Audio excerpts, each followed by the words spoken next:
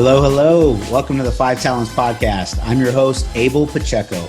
I interview the top commercial real estate investors and industry experts so you can learn from their experiences. So if you're an investor, a high W-2 earner, or real estate or tech sales professional that wants to invest in real estate without having to manage properties or leave your day job, then this podcast is for you. Or if you're already investing in real estate, but you're doing it part-time and you want to become a full-time multifamily or full-time commercial real estate investor, this podcast is for you too. You're going to learn a ton. You will learn from real-life multifamily investors and other professionals in the industry. They're going to share their blueprints for success, and I'm super excited that you're here. So I hope you enjoy the show.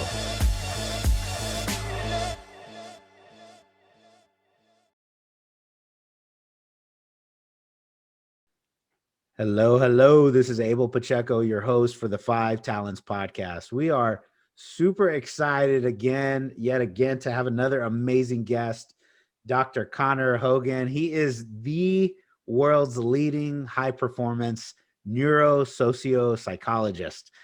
Dr. Conor Hogan PhD. Brother, I'm excited to have you because I heard you this year. I'm glad I got into your world, talking a little bit about the experiences that you have studying the mind and mental processes of individuals, just to make sure that we have the ability to perform at a higher peak performance. And for us, we're commercial real estate investors. That's what Five Talents Podcast is. However, probably about 80 to 90% of majority of our conversations are around the piece of real estate that's the most valuable, the 6 inches in between both of our ears. And that real estate, if you can invest in that and you figure out a way to do that, then all of the other literal physical real estate properties, those things fall in place. So I'm excited that you're here because you're going to talk a little bit about one of my favorite topics is mindset, brother. So thank you very much for joining. I appreciate it. I'm humbled. I'm appreciated. Let me turn it over to you. In your own words, why don't you tell us who you are and what you do, and we'll just start a great conversation here.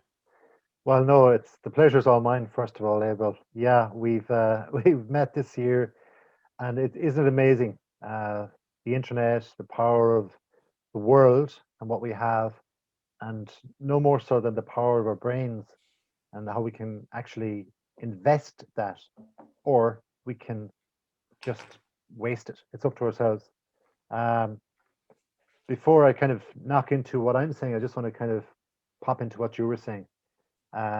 You touched on like real estate. The first thing I think of real estate is money and how expensive things are. If I go over to, for example, one of the biggest cities in America, go over to the maybe West Coast where it's lovely holiday and beaches and warm compared to me here in Ireland, it's going to be more expensive. So if you're obviously investing or trying to get into investing, be it in real estate or anything, it's about big numbers. And big numbers reminds me of the brain because we have big numbers going on in our brain as well. We have like 80 billion neurons in our brain. And what our neurons can do, if they're allowed to do, is create positive thoughts. And if we think of, for example, how we think, and we think of the amount of billions of neurons that are in our brain and our thoughts every day and incrementally how we think, and we attach that then to one thought, even just one thought on investing and investing in, of course, people or investing in property or anything, well, then it's like a big number. That's the biggest thing, perhaps, that will limit a lot of people's beliefs. But we have all of that power between our ears. That is the biggest real estate ever. So if we can make sure it is positive and we carefully think about what we are doing before we put our hard earned money into anything or into anybody, well, then surely it's just going to multiply. And that's what happens with our brain. We have these neurons, and essentially we start thinking of one thing, and then we're reminded of something else, or our memory kicks in, or we get an idea, and suddenly it joins with another thought. And then bang, you have a brilliant idea, something to innovate from or in or with, or somebody to actually invest in, or someplace to go. That's how our brain works. So it's like a microcosm of this whole real estate that is out there in the real world. My background, as I said, I'm here in the west of Ireland, and I'm just, as I say, a single normal person, but I don't allow myself to have any limitations between my ears. I actually check on myself all of the time. Where am I going? What am I doing in life? And for a lot of people, that's like very depressing because it's like, oh, I'm going nowhere. And at this time of the year, and especially when we started speaking first, it was a real time of what's happening in this world. We had this virus flying about the place. That was a common thing between two different, well, several different continents, certainly between Yeah. ourselves, even though the Atlantic Ocean is in between. And then, of course, with all of that, people were working in a different way. Some people were on government benefit, not just in the US, but all around the world. Some people had lost their businesses. So there's all this state of flux. And with that, then there's a natural, well, anxiety towards what's happening next. Hmm. So we have to be able to bring those kind of thoughts. It's everything is to do with how we process things. And it's either going to be a positive, we all want the positive outcome, but it's how we allow those thoughts to materialize and how we multiply those thoughts incrementally, as I say, today, tomorrow, the next day, and to make it a reality. And one of those ways is by connecting. And here we are connecting on this podcast, which is wonderful. So Yeah. somehow, and something either I was saying or you were saying, that we reached out to each other and we built this connection. And it's like a spark, isn't it? And once it sparks, Hmm. you can build the fire. So it's about burning it brightly and trying to be making sure that is materialistic and beneficial for all people. Yeah. Yeah. Absolutely, man. Thank you so much. It's for the connection and the opportunity to hang out today because your being a high performance, coach, a high performance psychologist on helping people with the mindset that they have, you've helped a lot of different individuals, high performing athletes, very successful sports individuals, educational leaders. You've done Academy Awards ceremony performing musicians, et cetera, et cetera. And all of those high performing individuals, it's amazing to hear that they have somebody like yourself that is really helping them through it, like a coach, like a mentor, like giving them a guidance. I know you're professionally trained, right? But just I think most people would say, well, I don't want to go to a therapist, or I don't want to go to a psychologist, or I don't want to go hire even a coach or a mentor. Those things, I don't need that. But it's usually the top performing individuals are there because they have people like you that are in their backgrounds, somewhere along the way. And so is that, maybe you can elaborate a little bit on this mindset, some of the people that you've worked with, and how you help them through, so we get an idea of the value of this process. I think a lot of the question is, or a lot of the answer is in the question. I think it's an excellent question. And you kind of touched upon it there with regard to the highest performers in anything, in sport, in music, in like say in real estate, and buying real estate, being able to buy more and more in the better location, or anything in life, they always look up to something that's bigger than themselves. And there's this thing in general psychology where we have to give over to something larger than ourselves. Now, some people call it God, some people call it my religion or your religion, or it's nature or the universe. Whatever name you want to put on it, it is something that's larger. So if we want to achieve something larger in life, we have to seek out something larger. So as you say, somebody who's professionally trained like myself, somebody who knows what happens with the brain when different things such as pressure occurs when you're trying to actually achieve at a greater level, because that's all achievement is, right? If we think back to say when we were children and we were, we took our first steps, obviously we can't remember it, or but our parents taught us to, okay, well, if they can walk, suddenly we need to get a ball or get them moving or get them outside, get them doing some activity Let's bring them to something I like as a father or mother. And so you bring them there, you kind of push them a little bit to do it. Maybe they don't like it in particular, that's fine. But whatever else they do, they're graduating incrementally. So they're learning. But they have to learn from a teacher or they have to learn from somebody. Then when you get to adult years, it doesn't stop like that. Too many adults stop. They wish, they want, and then they get into a 9 to 5, whatever else, they get stuck. And pressures of everyday life comes on top of them. And that pressure, even though they have dreams or have had dreams when they were growing up and stuff, that pressure then stops our brain from actually seeing the road ahead and to be able to step ahead, do the action. And it's the same way when you get that high performing person who has broken through that, who's actually bought the $1 billion building, wants to go to the $10 billion building, or wants to go from amateur athletics, say, up to professional athletics. In their mind, it's like, well, I've never been there. So what's it going to Yeah. be like? There's going to be all these pressures. And what happens, for example, a simple thing that's going to happen is people around them are going to doubt them and they're going to say, well, you're never going to be able to do that. Mm-hmm. Mm-hmm. You've reached a certain level. Why do you want more? So there's going to be all these questions, which is natural. But the athlete or the performer is, or the person in business is going to be like perhaps questioning themselves. And if you get enough people around you that, and we can have it in our families, we can have it in our loyal friends growing up in our 20s, 30s, etc. So we need to, it's at that point, kick on and say, where, if I want to get there to the top level of something, of anything in life, because being a high performer can be a high performer in anything. But once you aspire to getting there or believe or are noted for having ability to get there, you then have to start looking at the people that will take you there and that will support you in that regard. So even a high performer, a person that has all the money in the world, they have anxieties, they have Mm-hmm. worries, they are growing older, they perhaps might have health issues or genetic things that they cannot control. So they might have all the money in the world, but suddenly their performance, and that's the beauty about performance, performance is a current thing. Ability is, yeah, we can have ability all day long, brilliant, but you need to have that consistency of performance.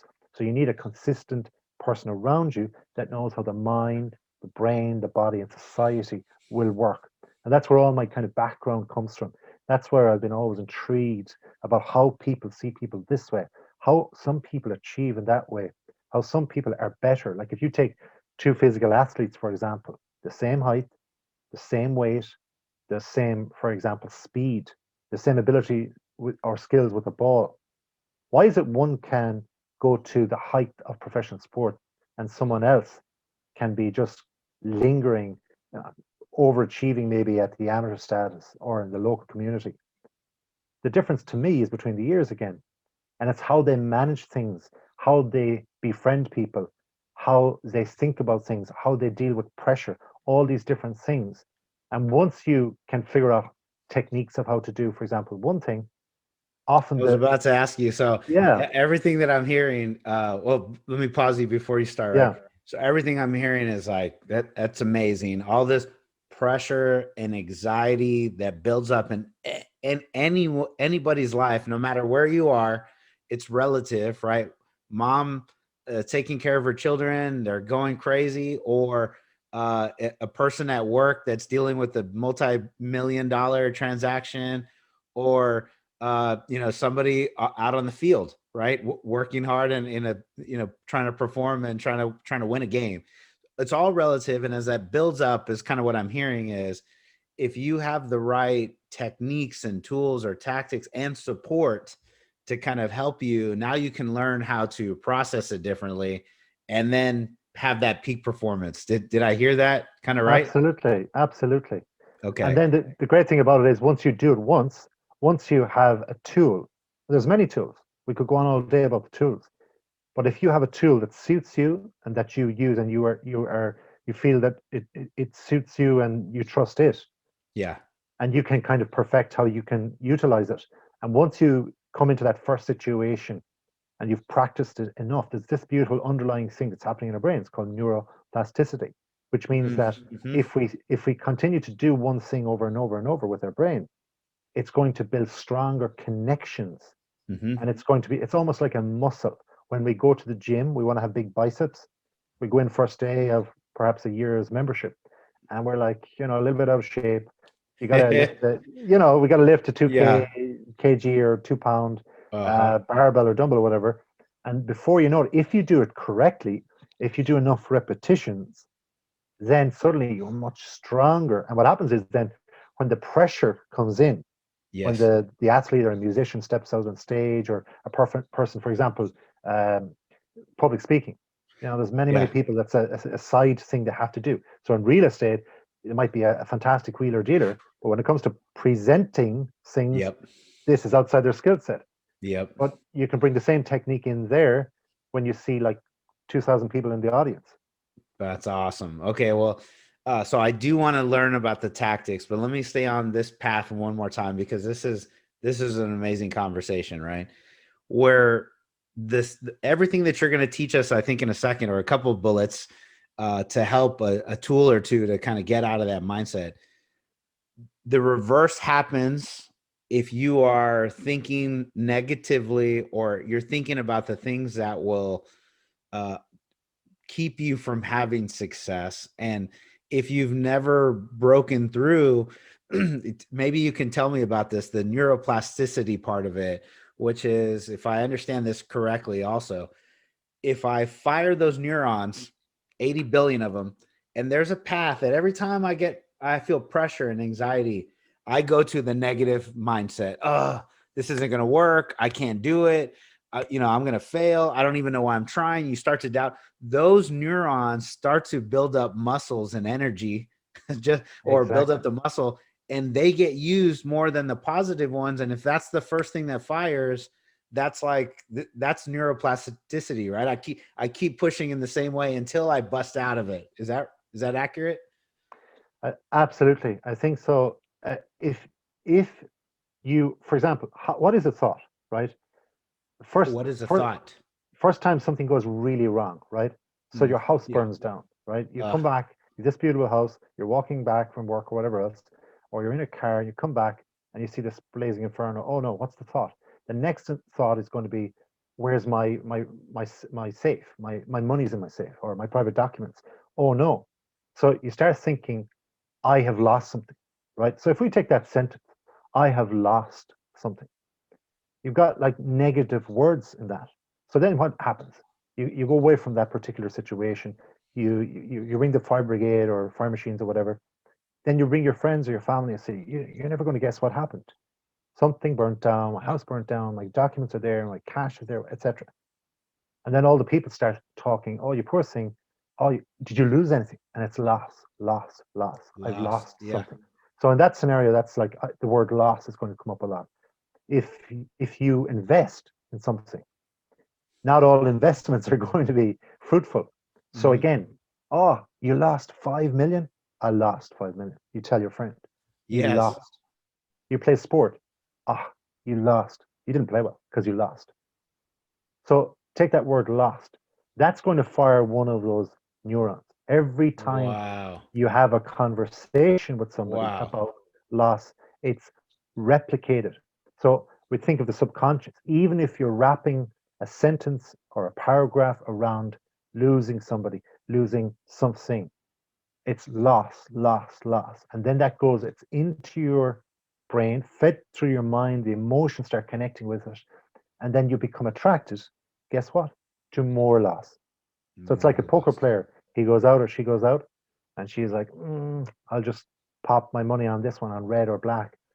Why? Because there's no analysis being done. I'll just pop my money on that. And suddenly I might, lose. Of course you have like a 50-50 chance. And if you lose, and then you start like people say, oh, you've lost that hand. And if you let that inside, of course, we see it in movies. People going and they go to a bar, they have a drink, and then they start smoking. And then they're doing anxious things, and then they go to the table again. They pop more money on black again, and suddenly what happens? More losses happen. So more often than not, it's like in horse racing or whatever else, the bookie always wins. Yeah. So it's about getting the clarity through all of that and addressing. And one of those techniques, like you asked before, what technique could you use there? As soon as, go back to the burning building scenario, or Yes. as soon as something happens, like we've all experienced, the pandemic, in years Jeez, to come, what a we'll ask year. this. Yeah, exactly. Where were you when? This thing like, where were you when Neil Yeah. Armstrong was on the moon? Or where were you when you first heard about the pandemic coming to your country? Or you Yeah. first heard about the first case? So people will probably remember that. So in that way, it's how you react to that and how you perceive that information. And that's really vitally important because, of course, like you just said, in the back end of your question there, it's like an inferno. Your thoughts then start growing and growing. It's like a snowball rolling down that hill. It gathers momentum and gathers momentum. If we think back to all the television, all the media and the multimedia online, all about what happened when the first wave of COVID hit our specific country, then we start going, oh, well, is it coming near my state? Is it coming near my county? Is it coming near my city? Is it coming near my neighborhood? And you start feeling this, oh, if you're kind of worried or anxious, you feel this, it's coming on top of me. Therefore, what am I losing? And all this mentality comes into play. But if you start addressing it differently, well, what do I have? This is why we often hear gratitude. People say, oh, gratitude is a Mm-hmm. powerful thing. Mm-hmm. And other people don't understand it.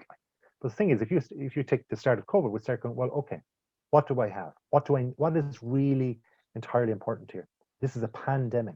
This is the first in our lifetime. Well, I've got two legs, I've got two arms. And unless I tell my legs to walk outside this door, not to put a mask on, and to go into a house party or into a place where there's a lot of perhaps infections. So I need to control where I am walking. I need to control what I am doing day to day. I need to slow down. I need to make sure I'm doing things very carefully because there is this handicap now of this external thing. However, it's an external thing. So I can control my legs, I can control my arm, I can control what I can control. And that's gratitude. Be grateful for what you can control because all others around you will start panicking a little bit. And once they do that, they start, all the information is coming at them all of the time with multimedia and so on. So we just have to simplify. And once we simplify, and a lot of the techniques lead us to very simple, it's like a flick of a light switch. And once you do it once, you have a pressurable moment or a big decision. That's where the neuroplasticity kicks in again, because you start seeking out bigger opportunities. You start seeking out bigger, more daring things. And you Yeah. don't even question yourself and say, "Wow, 5 years ago I wouldn't have done this." A hundred But, percent. 2 years you ago, know, I would have been doing what yeah. I'm doing. Yeah. So, like for example, for you, you've Yes. started off. Correct me if I'm wrong with regard to uh, investing, right? Yep. You got like a handful of properties in the first couple of years. Isn't that correct? Yes. Yeah. It took 10 years to buy 8 houses. And then we took, like you said, we started a new path of mindset. A little education, firing off some new neurons, talking to myself differently, making some different decisions. The first one was super, in my head, it was so much risk. $7 million. What in the world am I doing? And then the next one we're doing 26. And now we're looking at $50 million portfolios. I'm like, I was just thinking to myself yesterday as we were walking some properties, and I go, well, should I even be looking at this deal? My old self comes back. Should I even be looking at this deal? I don't even know if that's possible. I don't even know.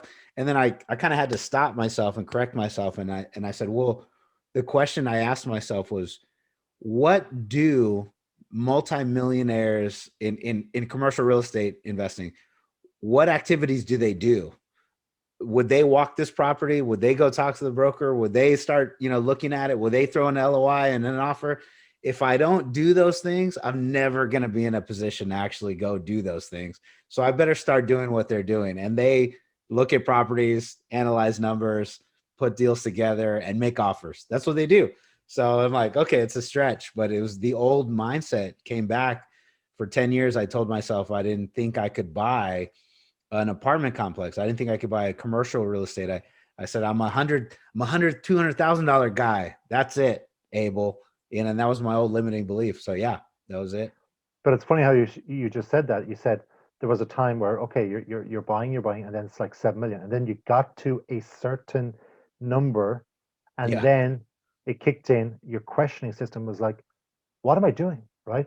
Yeah. And it's that voice that kind of goes, "Well, hold on a second, stop. This is too much."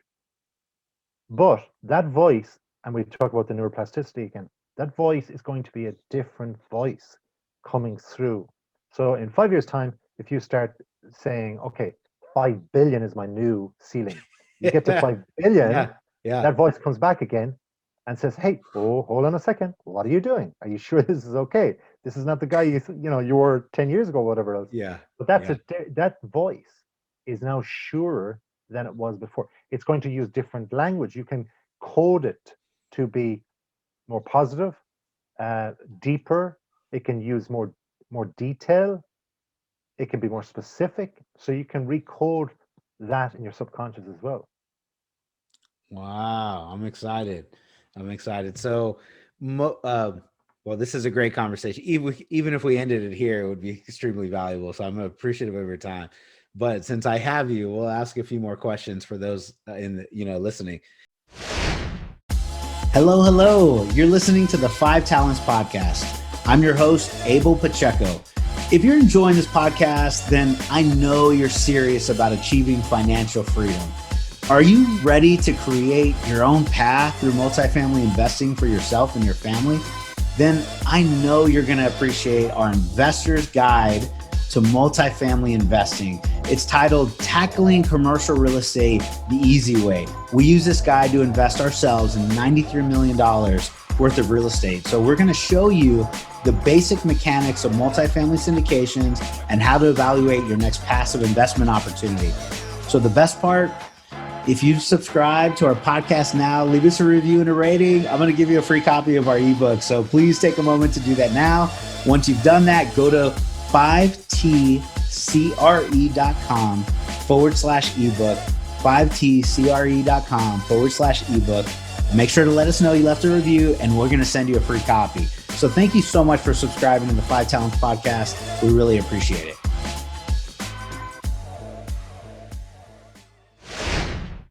So for those people with those limiting beliefs, what I find is that out of the 90% of the people that call me, set up time, talk with me, a lot of individuals don't take action.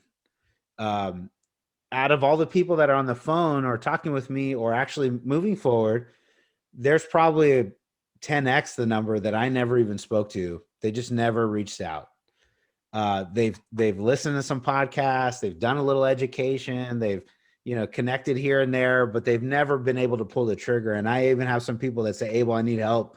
Like, I can't pull the trigger. Can you help me? So maybe give them some insight and wisdom and a little bit of courage, like to break through those things and actually take action and what they really want. This is what they tell me. I want to have financial freedom. I want to be able to invest, but they just can't in their mindset. So what would you tell them or give them some insight here? Well, the first thing is, like you say, everything we've spoken about so far is completely immaterial. It does not matter. You could replay this 100 times and listen to it again and again. It does not matter unless you take action. And even when you take action, you can fail a Sheesh. thousand times. Mm-hmm. But that's where you learn and that's where you re strategize. And going back to what we just spoke about before this question, that little voice comes back in. It will always come back in and say, hey, buddy, what are you doing? And the tone of voice, but you can change that. So the moment you, like, this is science. So the moment you accept it, and then if you want, like, for example, those people that are asking, they're asking because they're obviously frustrated in some other way of making money or not making enough money, or Mm-hmm. maybe they've never chosen when they were growing up or came from a family that thought being rich or having money was required. But the reality, the facts economically of this world are if we take real estate, things are more expensive than they were 10 years ago, 20 years ago. The same house, the same building is more expensive. This is what happens in for example, the free world, like the US. It's first a first world country, right? So thankfully, it generally has a better standard of living. But thankfully, that's a good thing. But yet we kind of limit ourselves, which is crazy. Mhm. Mhm. So the strategies would be like you're going to have to get away from the people around you that are pulling from you, because there is an energetic element to this. The power that you have in your thoughts have power over other people. So, for example, for you, you're like, well, come on the podcast. And they're like, well, no, So why are they saying no? They're saying no because perhaps where does the podcast go? Yeah. It's perhaps going to be listened by nearest and dearest, or those that are around them. So perhaps, and more than likely, the conversations they're having with you, and this is a compliment to you, you're their confidant. They're telling you things, their deepest, darkest desires and fears. Mhm. Whereas they probably are not telling this to other people around them. So if you Mm. can remove all those people, if anybody can just even think of the shell of people around them, be it their intimate partners, um, their brothers, sisters, their children, aunties, uncles, all of their school friends, perhaps people that they're very, very loyal to, that are good buddies, they have fun with, but they might think totally differently. They might think that if you go on that path, if you try to invest or if you try to do this and that and the other, that you're going to be like, one of these like people we don't want to get to know anymore. Mm. But that's your friends or your partners' limited belief themselves. That's their limited belief.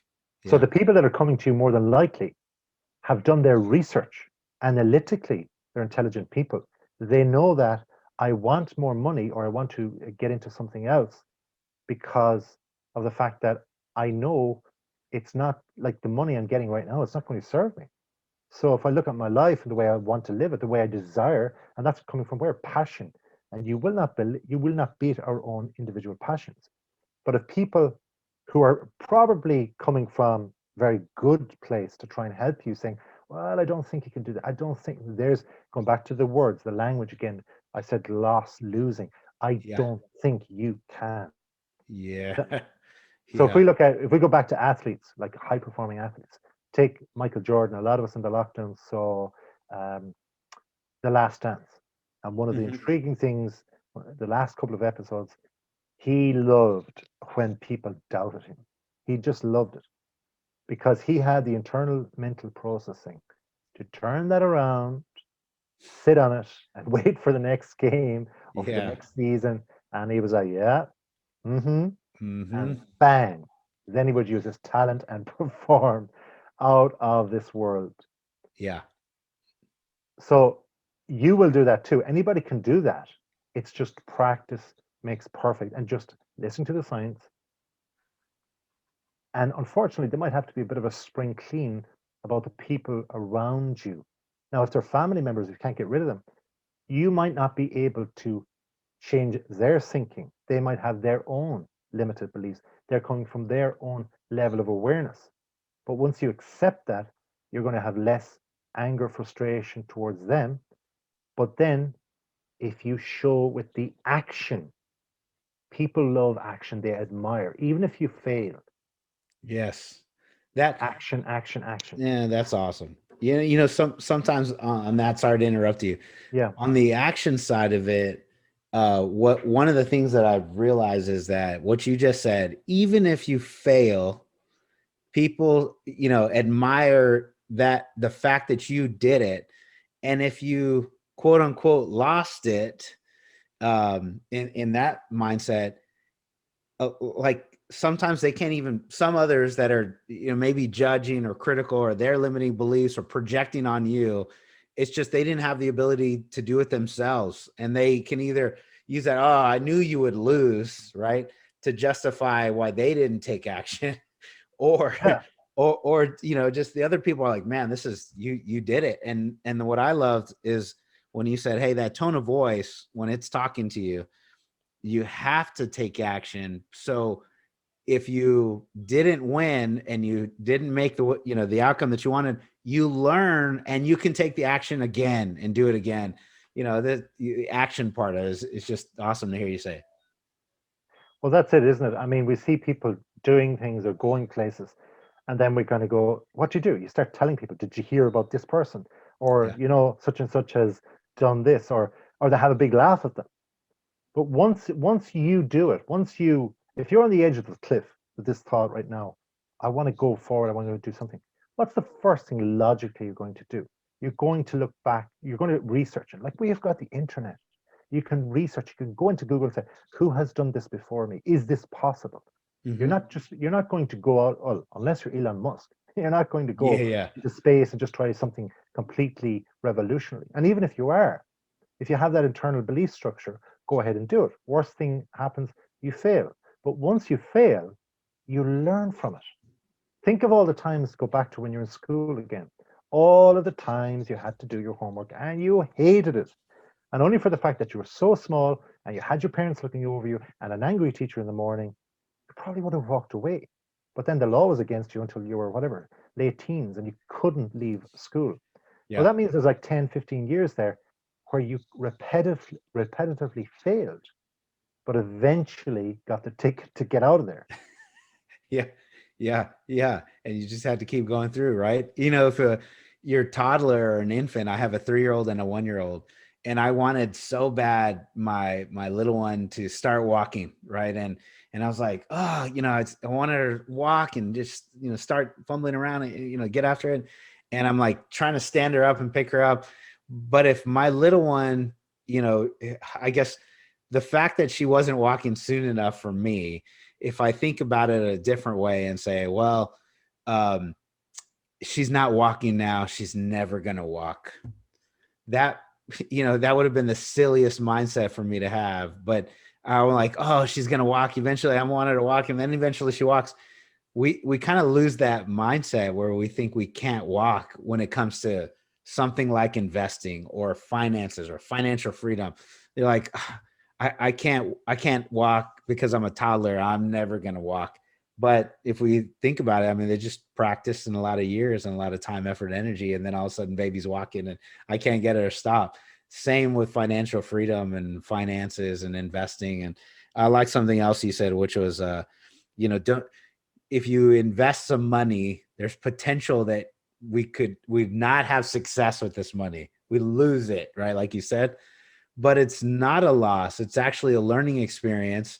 And if you change the mindset a little bit, then where some people are just so afraid to lose their money, what happens is they never get invested and they have to work every day for the rest of their lives, and money never starts earning for them. And now it's like, it's the opposite. It's like worse Now, than losing it. yeah, and just on that point, actually, right? It's very easy for us to talk, right? And we talk about, say, again, real estate or a lot of money, like a million or even 100,000. Sure. But let's simplify it. If somebody is listening, take $5 or $10, whatever is just about enough for you right now this week, Mm-hmm. $20, and go to somebody in that needs the money, somebody that's homeless, give them the $20. Really like analyze which is the best person to give it to.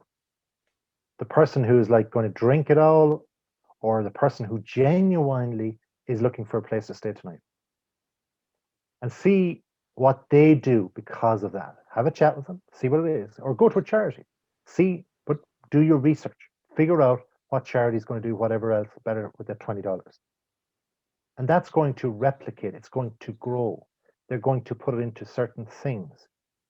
And that's what the money does positively. Hmm. At the same time, give that $20 or give another $20, whatever you can afford, and go to put on a horse, go to a track, whatever. That's a chance, right? Yeah. Yeah. So my point is like the numbers get bigger, whether it's $20 or 20,000 or 200,000, but the process is the same.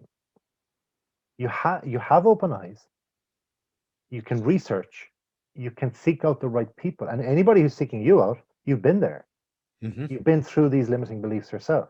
Mm-hmm. So like they're on the right track. They've done a lot of work. but you still have to just jump. But when you jump, it's not like you're going to fall.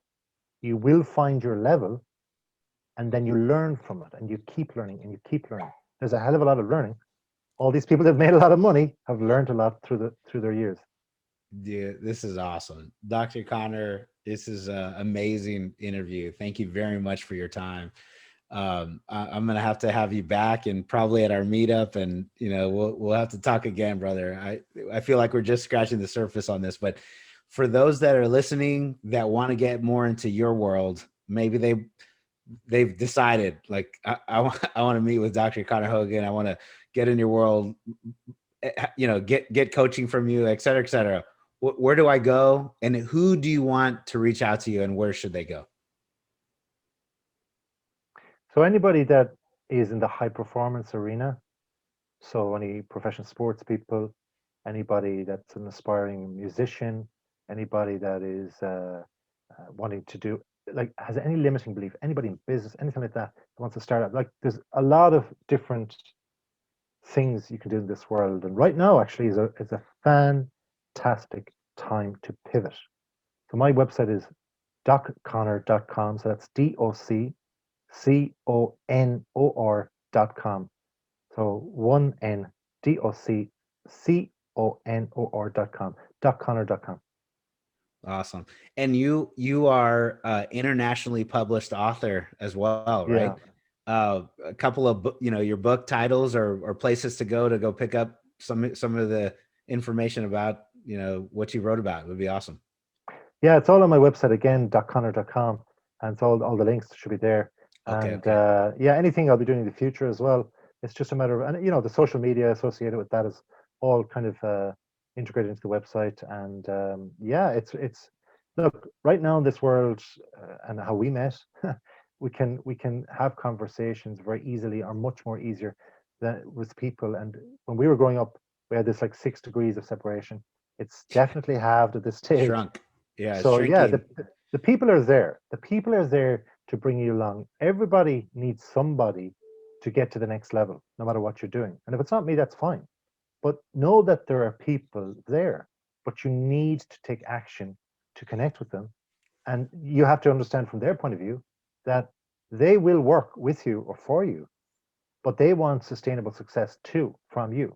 So you have to make sure before you reach out to people, am I committed? Like, am I really wanting to go the long haul? Because it will be a long haul. But the biggest and the most terrifying part of it is just reaching out, doing that in the first place. I get people like that reached out to me, and they're like, you know, 2-3 emails here and there over a couple of weeks, and it's like, I'm thinking about. It's like, no, you've got to do it. You got to trust the process. Yeah. I am not like one of these world changers. I am just a person who's highly educated on the science that is out there, and I have helped people do it, and I've had more people do it. And then what happens? That's, you know, they talk about the law of attraction. People are attracted to each other if they want to go the same place. It's that simple. Yes, I love it. Doc Cotter, thank you very much for your time. I sincerely appreciate it. If you heard something today that opened your mind, and I know you did, I encourage you, go to our podcast, subscribe, rate, and review. Leave us a written review. Tell us you enjoyed the show. Go reach out to Dr. Conor Hogan, Mr. PhD as well, because it's going to bless you. I know it. It will lead you to bigger, amazing things. So go reach out to him and tell him you heard us, our conversation on the 5 Talents podcast. I would be blessed. And again, my name is Abel Pacheco. I'm your host. Doc Conor, thank you so much, brother. Abel, it was wonderful. Thank you so much. Thank you for your time. Bye-bye. Thank you for listening to this episode of the 5 Talents podcast with your host, myself, Abel Pacheco.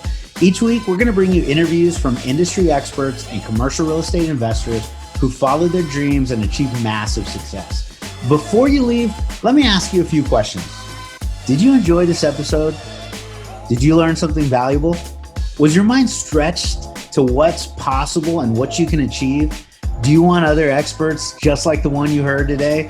If you answered yes to any or all of those questions, then please take a moment to subscribe to the 5 Talents podcast, give us a 5-star rating, and most importantly, leave us a written review. Tell us what you liked. Tell us your favorite guest. Give us any feedback. I'm excited to learn and improve so you can get a more valuable show. So thank you again for subscribing to the 5 Talents Podcast.